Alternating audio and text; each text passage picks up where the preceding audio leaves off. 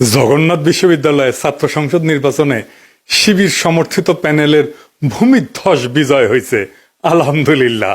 ছাত্রদল সমর্থিত প্যানেলের VP candidate fight দিছে, তাও শেষ রক্ষা হয় নাই। যদিও ছাত্রদল প্যানেলের ভিপি ক্যান্ডিডেট কিন্তু গণ অধিকার পরিষদের, ছাত্রদল করা ছাত্র না। শিবির সমর্থিত প্যানেলের জন্য শুধু না, এটা জগন্নাথ বিশ্ববিদ্যালয়ের জন্য একটা ইতিহাস যে এটা জগন্নাথ বিশ্ববিদ্যালয়ের প্রথম ছাত্র সংসদ নির্বাচন। সকল জরিপ, বড় দল, বাঙ্গু মিডিয়া, বাঙ্গু সুশীল এবং গোয়েন্দা সংস্থার পরিকল্পনা ব্যর্থ করে দিল সাধারণ ছাত্রছাত্রীরা এইভাবেই। পুরনো আচার ব্যবহার দেখে এই সাধারণ ছাত্রছাত্রীরা তারা ছাত্রলীগের চাইতে কিংবা ছাত্র দলের চাইতে কিংবা অপরাপর সংগঠনগুলির চাইতে তাদেরকে ভালো মনে করেছে, ভোট দিয়েছে। আগামী 1 মাসের মধ্যেই যদি এই সমস্ত ক্যাম্পাস আবার ভোট হয়, আমি আপনাকে লিখে দিচ্ছি ছাত্র শিবির পাশ করবে না।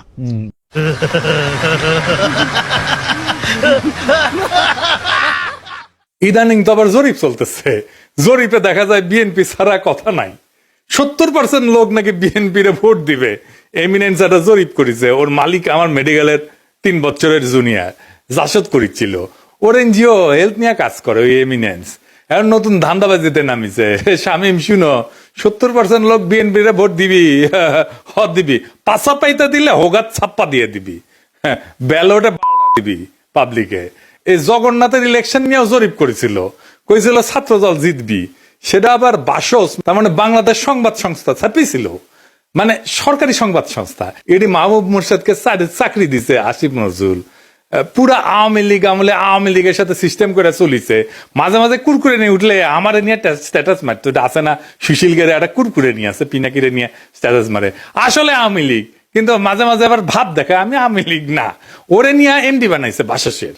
মানে বাসসের এমডি হবে সাংবাদিকতার সিনিয়র সাংবাদিক, তা না ওক নিয়ে বসেছে। এইভাবে আসিফ নজরুল বহুত বালতালরা চাকরি দিছে। এখন সব কয়টা বিএনপির সার্ভিস দিতেছে, এইভাবে সার্ভিস দিতেছে।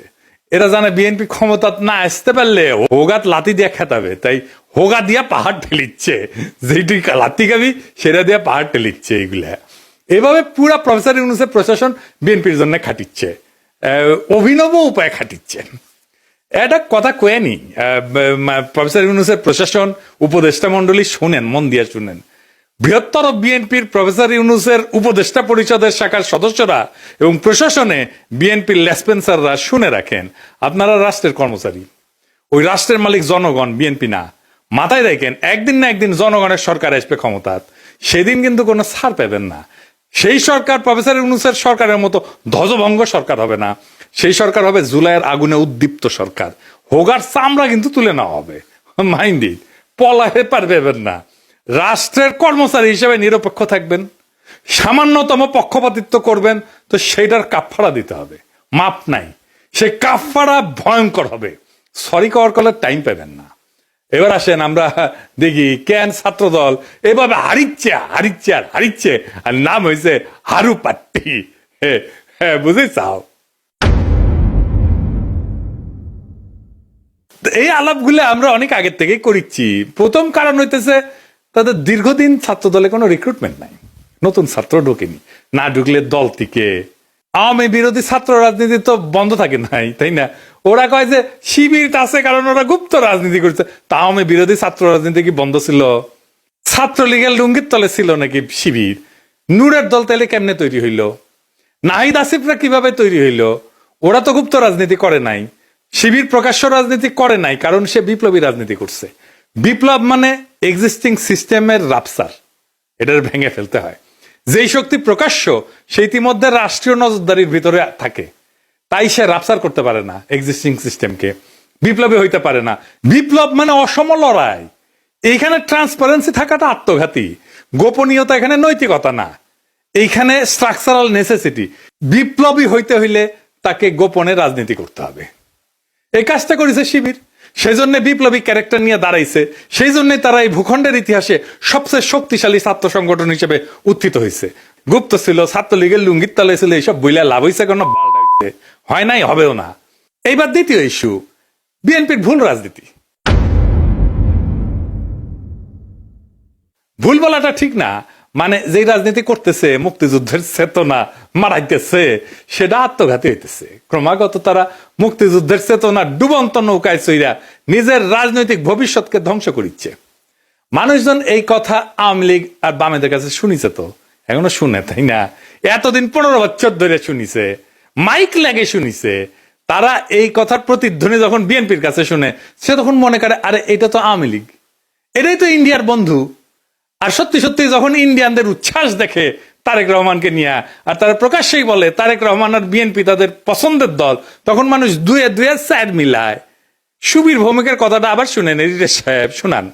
ভারত বাংলাদেশে কোন সরকার চাইবে? খুব সোজা উত্তর আমি তোমায় দিয়ে দিচ্ছি।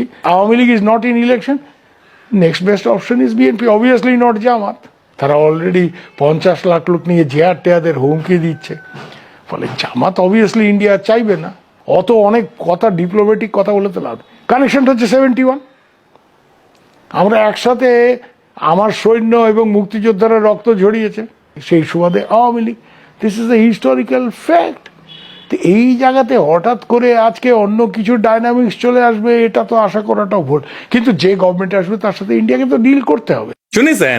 এই সুবীর ভৌমিকের কথাটা কাইতে নিয়ে মোবাইলে সেভ করে রাখবেন, আর ভোটার ক্যাম্পেইনে গেলে এটা ভোটারদের শুনেবেন, কাম সারা হয়ে যাবে।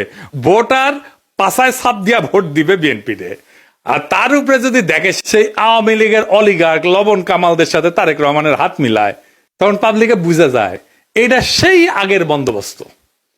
আমরা হাসিনাকে তাড়াইছি, কিন্তু তার তৈরি বন্দোবস্ত এখনো আছে, আর এই বন্দোবস্তের মালিকানা নিজে বিএনপি।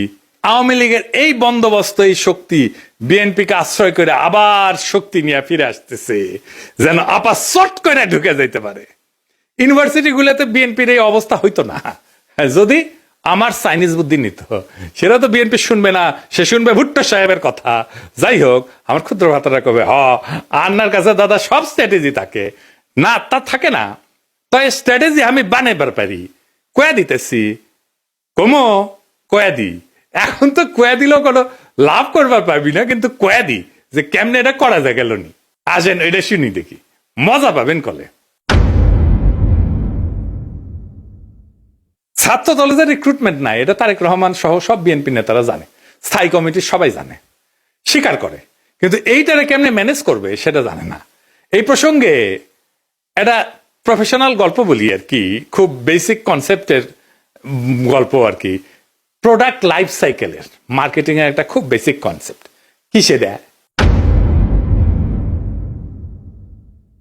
যে কোনো প্রতিষ্ঠানের, মানুষের, দলের, পণ্যের একটা লাইফ সাইকেল থাকে বা জীবন চক্র থাকে। মানে জন্ম, বেড়ে ওঠা, তারুণ্য, যৌবন, বার্ধক্য, মৃত্যু। মানুষের যে জীবন চক্র ঠিক তেমন একটা দলের বা পণ্যের ঠিক এরকম লাইফ সাইকেল বা জীবন চক্র থাকে। প্রথমে এটাকে বলা হয় ইন্ট্রোডাকশন বা উদ্ভব পর্ব, গ্রোথ বা উত্থান পর্ব, ম্যাচুরিটি বা আধিপত্য পর্ব, ডিক্লাইন বা পতন পর্ব। শিবির আছে উত্থান পর্বে, ছাত্রদল আছে পতন পর্বে। বুঝছাও? এইটা সব দেখে দেন কে কোনটি আছে। এই লাইফ সাইকেলকে চাইলে এক্সটেন্ড করা যায়। ম্যাচুরিটিতে আসলে আলাদা স্ট্র্যাটেজি নিতে হয়, যেন আবার নতুন কইরা সে উত্থান পর্বে চলে যেতে পারে। এই পতন পর্ব শুরু হইলেও আবার তাকে উত্থান পর্বে নিয়ে যাওয়া যায় কলে কিছু কিছু বিশেষ ক্ষেত্রে, কিন্তু একটা জায়গা আনা যায় না। সেটা হইতেছে হিস্টোরিক্যাল লেজিটিমেসি কোলাপস যদি হয় পলিটিক্যাল পার্টির ক্ষেত্রে। এটা শুনতে খটোমটো লাগলেও সোজা কলে, খুবই সোজা। মানে আমি যা বইলা আমার বৈধতা আনিছি তার উল্টা কাজ করলে লেজিটিমেসি কোলাপস হয়। এইটা ছাত্রদল আর বিএনপি দুইটারই হয়েছে। বিএনপি মুক্তিযুদ্ধরে তার পলিটিক্যাল অ্যাঙ্কার বানাইছে, উটি খুঁটি গাড়িছে, কিন্তু বিএনপি ছিল আওয়ামী লীগের মুক্তিযুদ্ধের বয়ানের অ্যান্টিথিসিস। মুক্তিযুদ্ধ হয়েছে বাঙালি জাতীয়তাবাদের স্লোগান নিয়ে, তাই না? সংবিধানে তো ঢুকেছে। তো বিএনপি আসছে বাংলাদেশি জাতীয়তাবাদ নিয়ে। মুক্তিযুদ্ধের চেতনা ছিল ধর্ম নিরপেক্ষতা, বিএনপি আনিছে পরম করুণাময় আল্লাহ তাআলার উপর পূর্ণ আস্থা এবং বিশ্বাস। আওয়ামী মুক্তিযুদ্ধের লক্ষ্য ছিল সমাজতন্ত্র, বিএনপি কইছে না না, সমাজতন্ত্র মানে যদি হয় অর্থনৈতিক এবং সামাজিক ন্যায় বিচার, তাইলে ঠিক আছে, অন্য সমাজতন্ত্র আমি মানি না। বিএনপি ওইটা নিয়ে লেজিটিমেসি পাইছিল, ওই লেজিটিমেসি কোল্যাপস করেছে 2024-এর 5ই আগস্টের পরে, যখন মুক্তিযুদ্ধ। এই জন্যই বিএনপি জিততে পারবে না। সামনের ইলেকশনে। কিন্তু ছাত্রদল এটা ডিক্লাইন ফেজে গেছে আরো আগেই, মানে বিএনপির লেজিটিমেসি কোলাপস করার আগেই গেছে। সেই জন্য আমি কইতেছি যে কিভাবে বিএনপি যদি লেজিটিমেসির কোলাপস না হইতো তাহলে ছাত্র দলকে বাঁচাইতে পারতো, এখন সে চাইলেও পারবে না বাঁচাইতে। কেমনে পারতো? প্রথমে ছাত্র দলকে বিলুপ্ত করে দিতে হইতো, থেকে লাভ নাই, কারণ দল তো নাই, সমর্থন নাই, রিক্রুটমেন্ট নাই, থেকে লাভ কি? ভোটে জিতে না, হারু পাট্টি। তাইলে এটারে বিলুপ্ত কইরা সবাই রে বৈষম্য বিরোধী ছাত্র সংগঠনে একীভূত করতে হইতো। এটা হইলে বৈষম্য বিরোধী ছাত্র সংগঠনের সবচেয়ে বড় স্টেক হোল্ডার হইতো ছাত্র দল থেকে আসা লোকগুলা। বৈষম্য বিরোধী ছাত্র সংগঠনই হইতো বিএনপির গণছাত্র সংগঠন। সে আরো বৃহত্তর ঐক্যের চেষ্টা করতো, ছাত্র অধিকার পরিষদকে নিত, ইনকিলাব মঞ্চকে নিত, এরকম ছোটখাটো দলগুলোকে সে ঢুকায় ফেলতো, একীভূত করে ফেলতে পারতো। তাইলে শিবিরের একটা শক্তিশালী বিরোধী দল দাঁড়াইতো। এটা হইলে শিবিরের সাথে শক্ত ফাইট দিতে পারতো, অনেক জায়গায় জিতেও যেতে পারতো। আর যে রিক্রুটমেন্টের গ্যাপ তৈরি হয়েছে সেটা পূরণ হইতো, কারণ এই বৈষম্য বিরোধী ছাত্ররা তো ছাত্র দল করে না, এরা তো নতুন তরুণ, আরো তরুণ, এরা ঢুকতো, তাইলে তার গ্যাপটা পূরণ হইতো। এখন ইলেকশন হইতেছে আর মারা খাইতেছে বিএনপি, নামই হয়ে গেছে হারু পাট্টি। এখন আমার ক্ষুদ্র ভাতারা একটা বিরাট কোশ্চেন করে ফেলতে পারে আমাকে, আমি কালে ডরে আছি। হ্যাঁ, যে কয় যদি দাদা দলে যদি এইভাবে লাইফ সাইকেলের মধ্যে যায়, উত্থান পতনের মধ্যে দিয়া যায়, তাহলে তো আমেরিকা রিপাবলিকান আর ডেমোক্রেটদের মইরা ভূত হয়ে যাওয়ার কথাই ছিল। এইগুলো তো ভালোই টিকে আছে। তো মাঝে মাঝে বুঝছাও আমার মনে হয় যে আমি দিনে 4-5টা করে ভিডিও বানাই, বেনে এগুলো ব্যাখ্যা করি। মেলা কোশ্চেন আছে সবার মাথার, তাই না?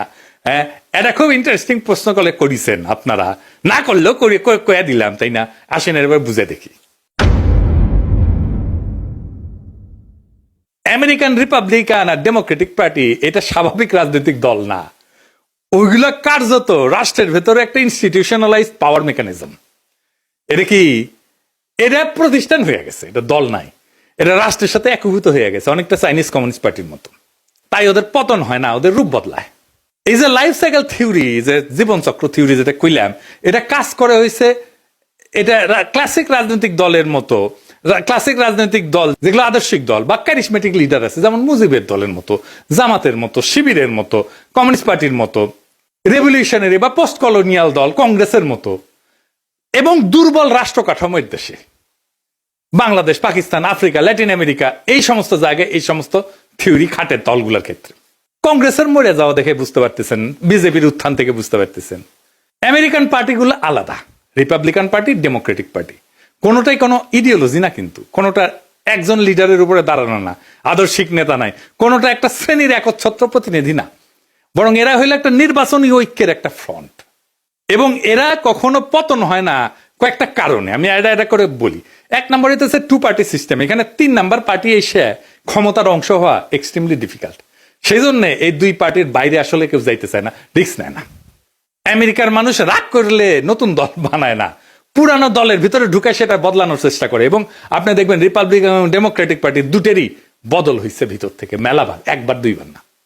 এই কারণে দল ভাঙে না, ভেতরের রূপটা বদলায় যায়। এখানে পার্টি মানে কিন্তু দর্শন, আদর্শ না।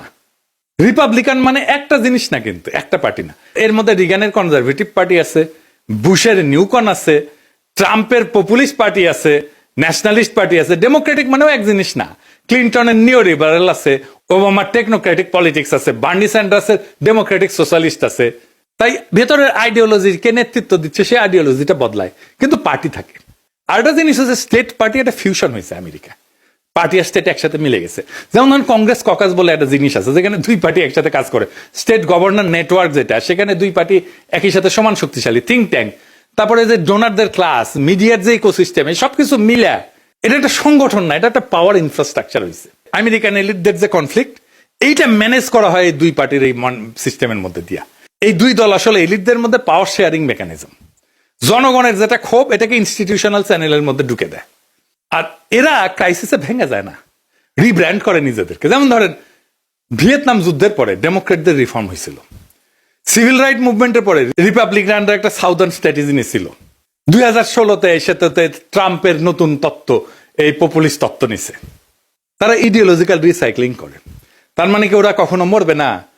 মরবে, কিন্তু পার্টির নাম মরবে না, ভেতরের আত্মা মরে যাবে। আজকের রিপাবলিকান পার্টি লিঙ্কনের রিপাবলিকান পার্টি না, আইসেনহাওয়ারের রিপাবলিকান পার্টি না, আজকের Democratic party John F Kennedy Democratic party না, বা ফ্র্যাঙ্কলিন রুজভেল্টের ডেমোক্রেটিক পার্টি না, কিন্তু লেভেলটা টিকে থাকে দলের, কারণ লেভেলটাই পাওয়ারের টিকিট।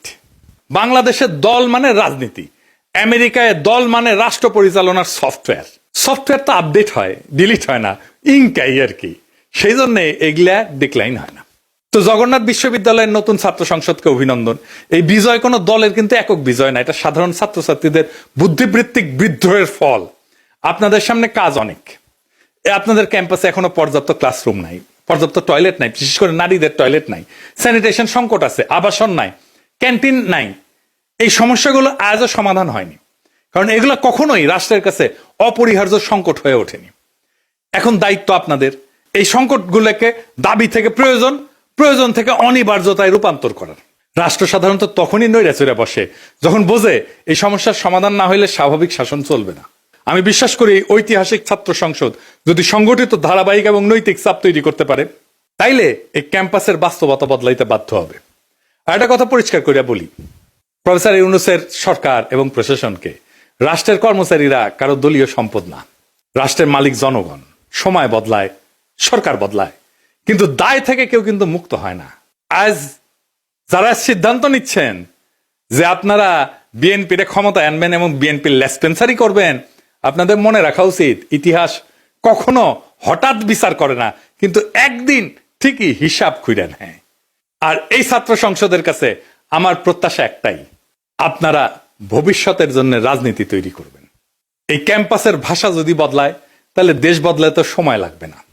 আশা করি আগামী ফেব্রুয়ারিতে আমাদের বন্ধুসুলভ সরকার আসলে আপনাদের যতগুলো সমস্যার কথা বললাম, এই সমস্যাগুলোর সমাধানের জন্য আমি ব্যক্তিগতভাবে আপনাদের সাথে থাকব। ফেব্রুয়ারিতে আমাদের ফ্রেন্ডলি সরকারি ক্ষমতা আসতেছে ইনশাল্লাহ। চান্দাবাজ, ধান্দাবাজ, লুটেরা, ইন্ডিয়ার নব্য লেসপেন্সারেরা ক্ষমতায় আসবে না। আমি যে এপিসোডের পরে ইনকিলাব বলি, ওইটা কিন্তু শুধু স্লোগান না। ইনকিলাব মানে বদল, ইনকিলাব মানে বিপ্লব, ইনকিলাব মানে ভেঙ্গা চুইরা নতুন ভাবে গড়ে তোলা, ইনকিলাব মানে দেশ এবং জাতির জন্য অপরিহার্য হইয়া